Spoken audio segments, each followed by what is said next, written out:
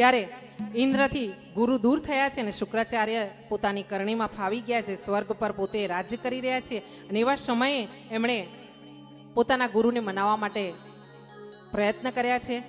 બન્યું છે એવું કે બધા દેવો ભેગા મળીને બ્રહ્માજીના શરણે ગયા છે અને બ્રહ્માજીએ ત્યારે સમજાવ્યા છે ઇન્દ્રને અને દેવોને કે તમે એક કામ કરો, તમારા ગુરુ તરીકે કોઈની વરણી કરો.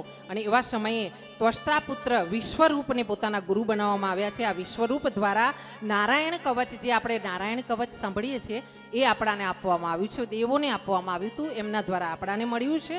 અને આ ત્વષ્ટા પુત્ર વિશ્વરૂપે જ્યારે યજ્ઞ કર્યો ત્યારે એ યજ્ઞમાં એમણે એવું કર્યું કે એમની માતા છે ને એ દૈત્યોની બહેન છે. રચના નામે એમની માતા છે અને આ એમની માતા દૈત્યોની બહેન છે. એટલે ત્વષ્ટાએ શું કર્યું છે કે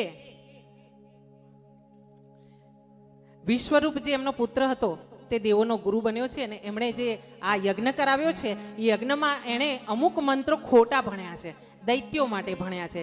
જે દેવો માટે યજ્ઞ કરવાનો હતો એમાં અમુક આહુતિ સ્વાહ